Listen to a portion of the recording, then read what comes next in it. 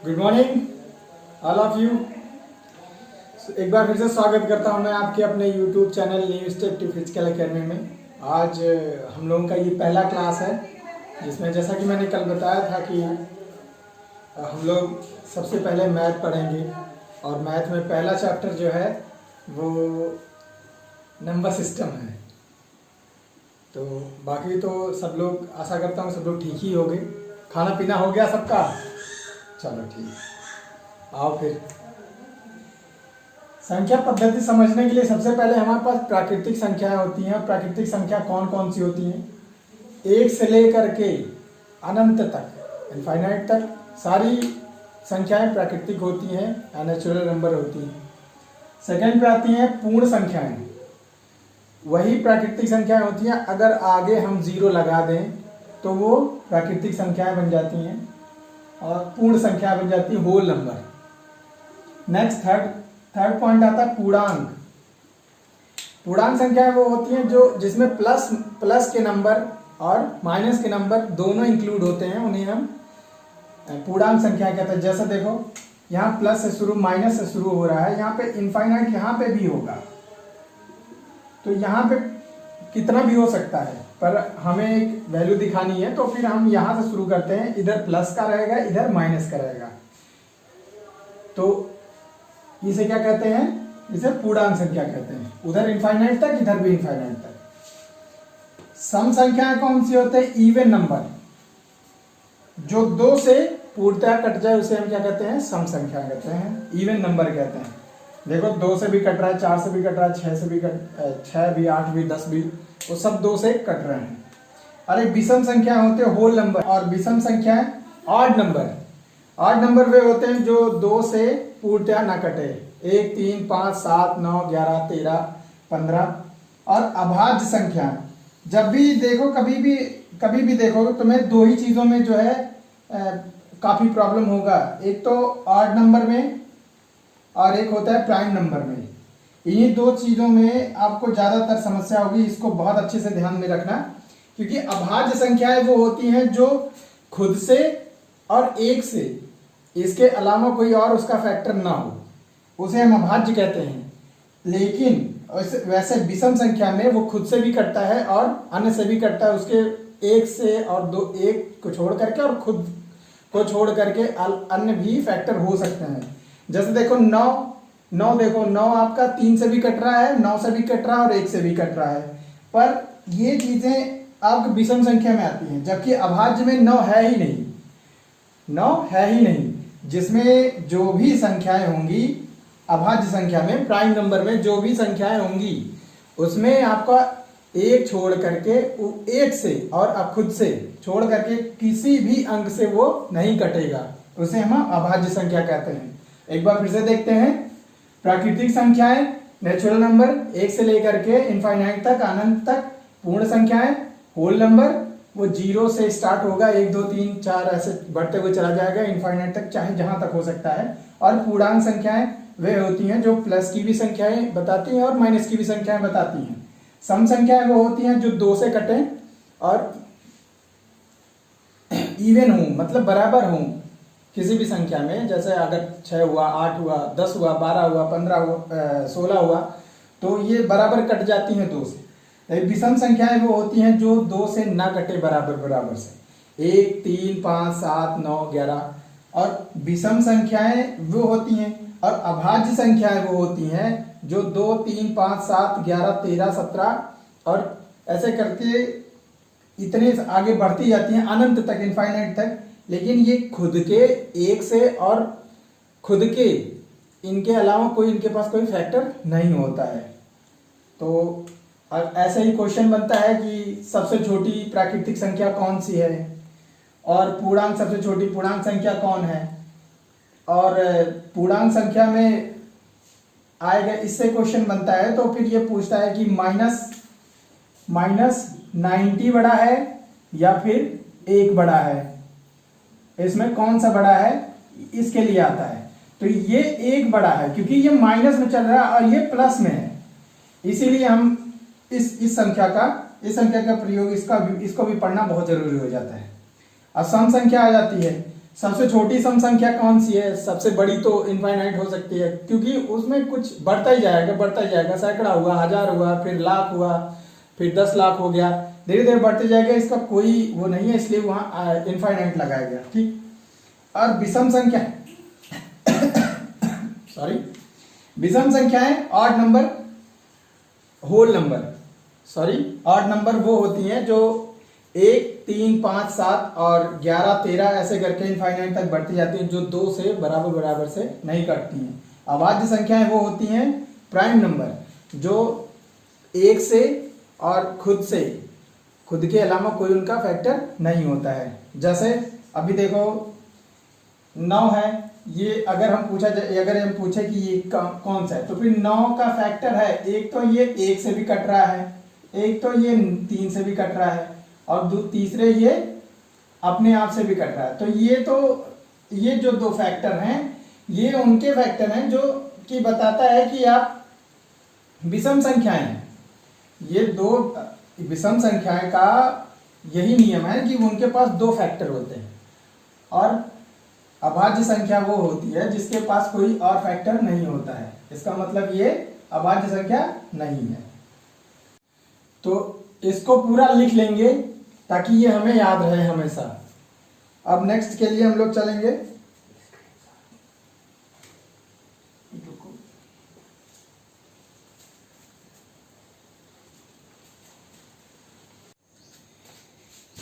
संख्या पद्धति में दूसरे नंबर पे आता है जातीय मान और स्थानीय मान।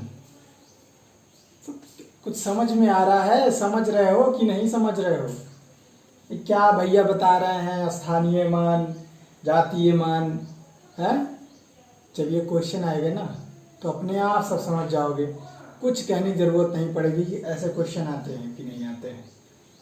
तो अभी क्वेश्चन जब करवाएंगे तो देखना ये क्वेश्चन मिलते हैं, और ये सब बहुत छोटी बातें हैं। ये सब लग रहा है कि इतना बड़ा है, इसको लिख लो और बस ऐसे रख दो, रटने की भी जरूरत नहीं है। ये क्या है बस इतना जान लो कि जातीय मान जैसे मानव जात है, ठीक, आदमी हो रहा है, आदमी है, फिर वो बड़ा हुआ, फिर उसका कोई ना कोई नौकरी लगी या उसका स्थान हुआ, जैसे अब मास्टर हो गए तो उसका स्थान है कि मास्टर है। अगर वो और बड़ा हुआ तो हाँ उसका स्थान है कि वो डीएम है। तो ऐसे ही जातीय मान है लोकल वैल्यू, यानी किसी भी नंबर का। जैसे अभी ये देखो, ये नंबर है 6, 3, 5, 7, 8, इसमें 3 का अगर जातीय मान पूछा जाएगा तो 3 ही है, क्योंकि यहाँ पे सारे के सारे नंबर ही तो हैं। अभी नंबर में अगर पूछा जाएगा कि 3 का जातीय मान क्या है तो वो 3 ही है। पर इसी जगह अगर स्थानीय मान पूछा जाए, प्लेस वैल्यू पूछा जाए, तो ये इकाई के स्थान पे कुछ और हो जाएगी, और दहाई के स्थान पे कुछ और हो जाएगी, सैकड़ा के स्थान पे कुछ और हो जाएगी, हजार के स्थान पे कुछ और हो जाएगी, लाख के स्थान पे कुछ और हो जाएगी। तो बड़े आसान से समझाऊंगे। देखो, किसी भी संख्या में किसी भी अंक का जातीय मान उसका अपना मान है, चाहे वह किसी भी स्थान पर क्यों ना हो। जैसे अब 6, 3, 5, 7, 8 में 3 का जातीय मान क्या है? 3 ही है, क्योंकि ये 3 के जातीय मान के बारे में पूछ रहा है तो 3 ही है। पर अगर इसी के बारे में स्थानीय मान पूछा होता तो ये मान लो 3 है। अब यहीं पे ये आ जाता है 6, 3, 5, 7, 8। अगर इसमें पूछता है कि 5 का जो है प्लेस वैल्यू बताओ या स्थानीय मान बताओ, तो हम इसको गुणा करेंगे दहाई से। यहाँ गुणा इकाई से, यहाँ गुणा दहाई से, और यहाँ गुणा सैकड़ा से। पर ये यहाँ पे 0 लगेगा 2 अंक से, यहाँ पे 3 अंक से। अब यहाँ पे 1000 आ जाए तो गुणा होगा 1000 से। क्यों? क्योंकि जितने हम लोग दाहिने तरफ बाएं तरफ बढ़ते रहते हैं तो इसका प्लेस वैल्यू बढ़ता है ना। इकाई, दहाई, सैकड़ा, 1000, 10,000, फिर लाख, 10 लाख, फिर करोड़, 10 करोड़, ऐसे बढ़ते हुए चला जाता है। तो हमें अगर इसमें से कोई किसी का वैल्यू बताना है तो हम ये 3 का वैल्यू अगर बता रहे हैं तो 3 ले लिए। फिर अब ये देखेंगे हम किस स्थान पे है, ये 3 किस नंबर पे आ रहा है? 1, 2, 3, 4, चौथे नंबर पे आ रहा है। यानी पूछें 3 का वैल्यू पूछें तो कुछ करने की जरूरत नहीं है। यहाँ पे देखो इकाई, दहाई, सैकड़ा, हजार, तीसरे नंबर पे है, 1000वें नंबर पे यहाँ पे 1000 से इसे गुणा कर दो, 3000 हो जाएगा। यही इसका प्लेस वैल्यू है। अगर ऐसे नहीं समझ में आ रहा है तो इन सबको भूल जाओ, ये सब भूल जाओ, ये सब भूल जाओ। जब भी स्थानीय मान का बात आए, चाहे जितनी संख्याएं हों, चाहे जितनी 7, 8, 9 और ये फिर 7, फिर 2, फिर 1, ठीक। अब इसमें से चाहे 8 का पूछे, चाहे 7 का पूछे, अगर इसका स्थानीय मान पूछ रहा है, अगर 8 का स्थानीय मान पूछ रहा है तो 8 लिख दो, उसके बाद जितने भी अंक हैं उसके जगह पे 0 रख दो, 4 0 रख दो। 1 2 3 4, 4 है तो 4 0 रख दो, यही इसका स्थानीय मान है। अगर इसका जातीय मान पूछे तो ये 8 है ही है, तो ये इसका 8 जो है स्थान जातीय मान है, और 8 लाख जो है ये इसका स्थानीय मान है, प्लेस वैल्यू। ये इतने दो बातें बहुत अच्छे से समझ में आ गई। अब आते हैं हम लोग, अब आएंगे हम लोग जो है विभाज्यता के नियम पढ़ेंगे, विभाज्यता का नियम। बाकी इसमें कुछ नहीं था, अब विभाज्यता का नियम पढ़ेंगे। नियम कुल लगभग 10 प्रकार का है, जिसमें से पहला नियम यह है कि 2 से विभाज्यता यदि किसी भी संख्या का इकाई स्थान 0, 2, 4, 6 या 8 में से कोई हो तो वह संख्या 2 से पूर्णतः विभाजित होगी, जैसे 12, 648, 168। तो इसमें देखो इकाई के स्थान पे क्या है, इकाई के स्थान पे 2 है, यहाँ पे इकाई स्थान पे 8 है, यहाँ पे इकाई के स्थान पे 8 है। तो इसमें कहा गया है कि इकाई के स्थान पे 0 हो, 2 हो, 4 हो, 6 हो या 8 हो, 8 में से इनमें से कोई भी हो तो 2 से विभाजित हो जाएगा पूर्णतः। और 3 से विभाज्यता का दूसरा नियम है, 3 से विभाज्यता का नियम, यदि किसी भी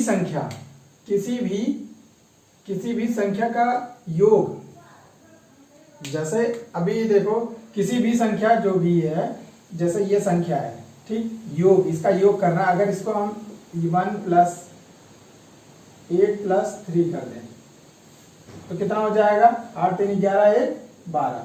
और ये किससे विभाजित है, 3 से, 3 से पूर्णतः विभाजित है ना, 3 चौक 12, पूर्णतः कट जा रहा है। तो इसीलिए इसमें दूसरे वाले नियम में लिखा गया है कि 3 से विभाज्यता के नियम में कि यदि किसी भी संख्या के सभी योगों, सभी का योग 3 से पूर्णतः विभाजित हो जाता है, होगा या हो जाता है, तो वह संख्या भी 3 से विभाजित होगी।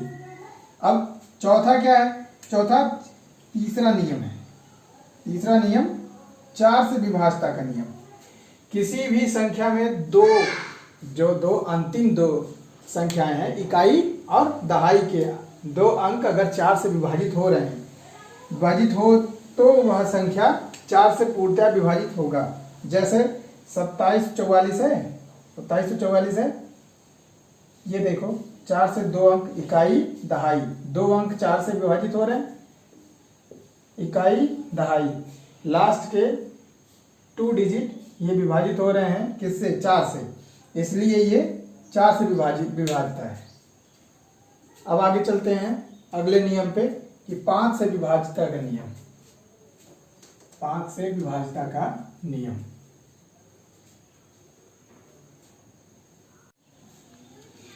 अब विभाज्यता के नियम में 5वां आता है, चौथा नियम 5वां से विभाज्यता, जो यदि किसी संख्या का इकाई अंक 5 या 0 हो, वह संख्या 5 से पूर्णतः विभाजित होगी। जैसे यहाँ देखो इकाई के अंक पे क्या है, 5 है, तो ये 5 से पूरे तरीके से विभाजित होगी। ये शॉर्टकट बताया जा रहा है ताकि तुम्हें इसका विभाजित करने में जो टाइम लग रहा है वो बच सके। ये ना सोचो कि भैया क्या बता रहे हो, ये विभाज्यता क्या है, ये सब कब आएगा कब नहीं, थोड़ा रुको, पेशेंस रखो। यहाँ देखो इकाई के अंक पे 0 है, तो ये भी पूरी तरह 5 से विभाजित है। अब ऐसे आ जाते हैं, इसको लिख लेना, जैसे है ऐसे लिख लेना और एक बार देख लेना। अभी जब क्वेश्चन आंसर कराऊंगा ना तो तुम्हें समझ में आएगा कि इसका कहाँ क्या काम था। और शॉर्टकट में करोगे तो क्वेश्चन बहुत जल्दी कर ले जाओगे। अब यहाँ देखो 6 से विभाजिता, ऐसी संख्या जो 2 और 3 दोनों से कटती हो या विभाजित होती हो उसे 6 से पूर्णतः विभाजित होगी। जैसे कोई भी अंक है, जैसे अब देख लो 12 है, ये 12 है अंक, संख्या 12 है, तो ये 3 से भी हो रही है और 2 से भी हो रही है, तो ये दोनों से हो रही है, इसीलिए ये 6 की विभाज्यता है। ठीक, अब आते हैं 7वें पे। 7 से विभाज्यता का नियम, ऐसा अंक जो 6 बार अपने आप को दोहराए, या फिर ये 6 बार अकेला ही आए, या 2-2 का पेयर में आए। 2-2 पेयर में आ रहा है तो 3 बार आएगा, अगर 3-3 के पेयर में आ रहा है तो 2 बार आएगा। जैसे देखो एक बार ये है, एक बार ये है, 6 बार दोहरा रहा ना अपने आप को। लेकिन अगर यही आ जाएगा 32, फिर 2, फिर 2, फिर 32, ये भी आपका जो है ये भी कटेगा 7 से। काट करके देख लेना, फिर ये नियम है इसीलिए बता रहे हैं। 8 से विभाज्यता का नियम, ऐसी संख्या जिनके अंतिम में 3 अंक जो होते हैं वो 8 से विभाजित होते हैं, वो जो है पूरे के पूरे अंक को विभाजित करने से बचने के लिए ये सब बताया जा रहा है। और ये शॉर्टकट है और इसे याद करना भी पड़ता है, ये नियम है, तभी आगे आप चल करके अच्छे से अच्छा जो है जल्दी से जल्दी बड़े से बड़े क्वेश्चन को हल कर पाओगे। तो 8 से ये देखो 8 से 11 बार जाएगा ना, 8 बार जाएगा, 11 बार जाएगा ना, कट जाएगा, फिर ये भी जाएगा, ये भी कटेगा। वैसे इसीलिए कह रहे हैं कि 8 से विभाज्यता का नियम जिनके अंतिम में 3 से विभाजित हो। जैसे अब ये अंतिम जो 3 अंक हैं वो विभाजित हो रहे हैं कि नहीं। अब 0 है तो 0 से कोई मतलब नहीं है, बाकी 88 में करना पड़ेगा। यहाँ पे 0 नहीं है, यहाँ पे 2, 3, 2 है, तो इसको विभाजित अगर कर ले गए तुम, ये अगर तुम्हें चेक करना है कि 8 से विभाजित है कि नहीं पूरी तरीके से, या 8 का विभाज्यता है कि नहीं, तो इसके अंतिम के 3 अंकों में जो है आप 8 से भाग कर दीजिए, विभाजित हो जाएगा, तो समझ जाए अपने आप पता चल गया कि हाँ ये हो जाएगा, ये नियम है। अब चलते हैं 9 का विभाज्यता का नियम और 11 का विभाज्यता का नियम, 2 और बचा है, उसको भी लिख लेते हैं, उसके बाद हम लोग क्वेश्चन आंसर करेंगे। नियम में 8वां जो है 9 से विभाज्यता का नियम, ऐसी संख्याएं जिनके सभी अंकों का योग 9 से विभाजित होता है। ये योग का कॉन्सेप्ट 3 में भी लगेगा और 9 में भी लगेगा कि सारे अंकों का जोड़ जो है 9 से अगर कट रहा है तो वो पूरा कट जाएगा। जैसे अगर हम 2 plus 4 plus 3 plus 1 plus 3 plus 5 कर दें तो ये हो जाएगा 4 2 6, 6 9 6 और 3 9, 9 1 10 और 8 18। अब 18 आ रहा है तो ये 9 का है कि नहीं मल्टीपल, 9 से कट रहा है पूरी तरीके से। तो ऐसे 3 में भी होता है, 3 से कटेगा तो 9 से भी कटेगा, ये दोनों सेम इक्वल होते हैं। अब 11 से विभाज्यता का नियम आ रहा है, किसी भी संख्या के विषम स्थानों के अंकों का योग 0 हो या 11 हो, 0 हो या 11 हो, वो जो है 11 का गुणज होता है या उसका जो है विभाज्य होता है। जैसे क्या नियम बताए हैं विषम स्थानों का, विषम संख्याएं कौन कौन सी होती हैं, 1 3 5 7 फिर 9 फिर 11, अरे आगे बोलो, फिर 13। तो इसमें क्या कहा है, किसी संख्या के विषम स्थानों का अंकों का योग। अब जैसे विषम कौन कौन से हैं इसमें, 1 हो गया, फिर 3 हो गया, फिर 5 हो गया, फिर 7 हो गया। अब इनको जोड़ लो, 8 प्लस 1 प्लस 4 प्लस 9, कितना हो गया ये हो गया 9 9 18, 18 4 22 हो गया। ये 11 का गुणज है, इसमें क्या कहा गया, 0 हो या 11 का गुणज हो, 0 हो या 11 का गुणज हो तो वो फैक्टर पूरी तरीके से 11 से विभाजित हो जाएगा। अब हम लोग चलते हैं, अब तो आगे हम लोग पूरा हो गया, इस पर ज़्यादा इसको लोड लेने की ज़रूरत नहीं है, ये चीज़ें बार बार रिवाइज होती रहेंगी, आती रहेंगी, इसीलिए मैंने लिखवा दिया कि ताकि तुम एक बार लिख लो और रख लो इसको। ताकि बाद में जो है आप कभी भी रिवाइज करने का मौका आए तुरंत जो है इसको आप क्वेश्चन में आता रहेगा, और क्वेश्चन में आता रहेगा। अभी देखना क्वेश्चन तुम्हारे सामने है, एक में 13, 24, 68 में 3 के अंकित मान और स्थानीय मान। देखो अंकित मान या जातीय मान दोनों बात एक ही है। कभी कभी इसमें ना शंका खा जाना, कुछ ये कंफ्यूजन पैदा करने वाली चीज़ें हैं।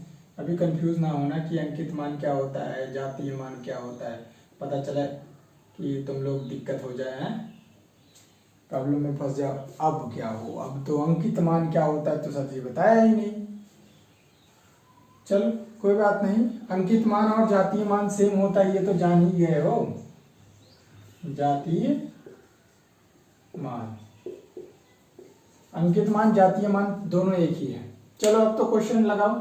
देखो मैंने बताया था ना जातीय मान और अंकित मान आएगा, और स्थानीय मान में ये दोनों एक ही है। स्थानीय मान में स्थानीय मान का योग क्या होगा वो मैंने तुम्हें बताया था कि जातीय मान वही होता है जो उसका एक्चुअली वैल्यू होता है। जैसे 3 अगर है तो 3 ही है उसका जातीय मान या अंकित मान होगा।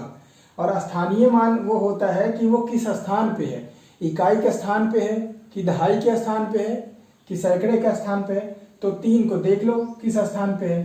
पहले तो ये 3 इकाई, दहाई, सैकड़ा, हजार और 10,000, ये है 10,000 पे है।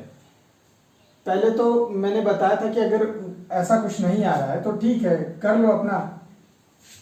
पहले लिखो क्या है, पहले जातीय मान है, पहले जातीय मान लिख लो। योग कह रहा है तो यहाँ पे 3 लिख दो, ठीक 3 है।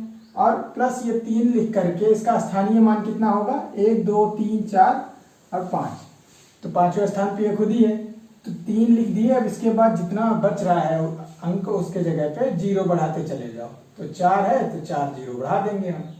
अब इसमें हमें जोड़ने के लिए कह रहा है, ठीक, क्योंकि अंकित मान या जातीय मान और स्थानीय मान का योग कितना होगा ये पूछ रहा है। तो हम इसमें 3 जोड़ देंगे। अगर हम 3 जोड़ते हैं तो 0 में 3 प्लस हुआ 3 हो गया, 0 0 फिर 0 3।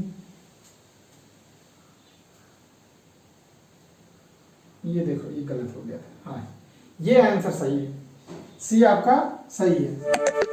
आंसर आपका ऑप्शन नंबर सी सही है। इसमें ऐसे लगाना था। अब सेम यही चीज है इसमें भी लगाओ। चलो अपने मन से अब लगाओ। देखो 20, 67, 43 में 6 के अंकित मान और स्थानीय मान का योग कितना होगा ये देखना है। अब देखो 6 का स्थान कहाँ है, 6 यहाँ पे है, ठीक 6 लिखो, 6 लिख दिया। इसका स्थानीय मान के बाद मैंने बताया कि जितने डिजिट हों उतने 0 लगा दो। तो 1, 2, 3 0 लगा दिया हमने। और स्थानीय मान भी है और अंकित मान या जातीय मान दोनों है दिया हुआ, तो 6 का 6 है ही है। अब इसको दोनों जोड़ देंगे, 6 हो गया, 2 0 फिर 6, तो 6006 जिस ऑप्शन में होगा ऑप्शन सी, ये ऑप्शन सी सही है आपका। चलो नेक्स्ट क्वेश्चन पे चलते हैं कि संख्या 28, 76, 55 में 7 का जातीय मान तथा स्थानीय मान होंगे। ऑप्शन है आपके पास 7000 तथा 7, और दूसरा ऑप्शन है 70 और 7000, 7 तथा 1000, 7 तथा 7000। तो 7 का जातीय मान क्या होगा, जातीय मान या अंकित मान, 7 का अंकित मान या जातीय मान 7 ही होगा।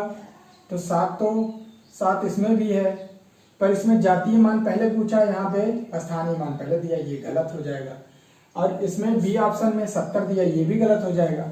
इसमें दिया है और इसमें भी दिया है। अब आगे चेक करते हैं। और 7 का स्थानीय मान दिया है, तो 7 है, इसे क्या किया 0 बढ़ा दो, 1 2 3, 1 की जगह 2 3, 3 है तो 3 जगह 0 बना देंगे। 7 तथा 7000, 7 और 7000 ये सही है, ये 1000 ये गलत हो गया। तो आपका ऑप्शन नंबर डी इसमें सही था। निम्न संख्याओं में से एक अभाज्य संख्या है। संख्या कौन सी है, अभाज्य संख्या। अच्छा ये बताओ, अब अभाज्य संख्या इसमें कौन कौन से हैं। अभाज्य संख्या जिसके कोई फैक्टर नहीं, 0 तो ये सम संख्या है, ये एक विषम संख्या में आता है इसलिए ये भी कट गया। और 51 के 3 फैक्टर होते हैं, जैसे 1 से भी कट रहा है और खुद से भी कट रहा है और ये 17 से भी कट रहा है, इसीलिए ये भी गलत हो गया। आपका आंसर कौन सा हो गया? अभाज्य संख्या 53, आंसर ये सही। सबसे छोटी अभाज्य संख्या कौन सी होती है? सबसे छोटी अभाज्य संख्या, एक तो अभाज्य संख्या नहीं है क्योंकि ये प्राकृतिक संख्याओं में है, विषम संख्याओं में है, तो अभाज्य तो नहीं है। और 0 भी नहीं है क्योंकि ये सबसे छोटी सम संख्या है। ये भी अभाज्य संख्या है और ये भी अभाज्य संख्या है। तो इसमें से पूछा गया है सबसे छोटी, तो सबसे छोटी 2 है, इसलिए आंसर आपका सी ऑप्शन सही होगा। चलो नेक्स्ट क्वेश्चन पे चलते हैं। याद आया? चलो लगाते हैं। 4 का विभाज्यता का नियम ये था कि अंतिम 2 अंक अगर 4 से विभाजित होते हैं, अंतिम 2 अंक अगर 4 से विभाजित होते हैं तो 3 तो पहले से है ही है, अब 3 में क्या रखो कि 4 से पूर्णतः विभाजित हो जाए, तो 6 भी रखोगे तब भी 4 से विभाजित हो जाएगा, और 2 रखोगे तब भी 4 से विभाजित हो जाएगा, इसीलिए आपका ऑप्शन सी ऑप्शन सही है। 6 और 2 दोनों से विभाजित होगा। वह सबसे छोटा मान क्या है जिसे x रखने पर पूरा हो जाएगा, मतलब ये पूरी तरीके से 9 से कट जाएगा। और 9 का विभाज्यता का नियम क्या था कि सबको जोड़ लो, उसका जो भी इक्वल करने के बाद आ रहा है प्लस, जैसे 4 + 5 इसका योग जो आ रहा है वो अगर 9 से कट रहा है तो पूरी तरह रखने के बाद कट जाएगा। ठीक, तो 4 + 5 + 1 + 6, 0 तो जोड़ना ही नहीं है, +3 कितना हो जाएगा? 5 × 4 = 9, 1 10, 10 × 6 = 16, 3 19, 19 हो गया। अब इसमें कितना जोड़ दें हम कि 9 से कट जाए पूरी तरीके से? अगर हम 9 जोड़ते हैं 19 में तो कितना हो जाएगा? 27 हो जाएगा। कितना हो जाएगा? 5 जोड़ते हैं तो कितना हो जाएगा? 8 जोड़ते हैं तो कितना हो जाएगा? इसमें अगर हम 27 हमको करना है, 9 से अगर हम कर रहे हैं भाग, तो इसमें कितना जोड़ दें? x के जगह पे कितना रख दें कि हो जाए? अब 9 × 3 = 27 होता है ना, तो इसमें अगर हम 8 जोड़ देंगे तो ये 27 हो जाएगा और ये पूरी तरीके से कट जाएगा।